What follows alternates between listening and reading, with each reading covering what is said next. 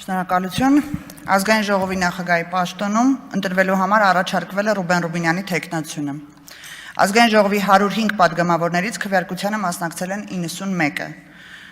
Քվեատուփում առկա էր 91 քվեաթերթիկ, որոնցից անվավեր է ճանաչվել 0-ն։ Ձայները բաշխվել են հետևյալ կերպ. Ռուբեն Ռուբինյան կողմ 63, դեմ 28։ Շնորհավորում եմ, պարոն Ռուբինյան։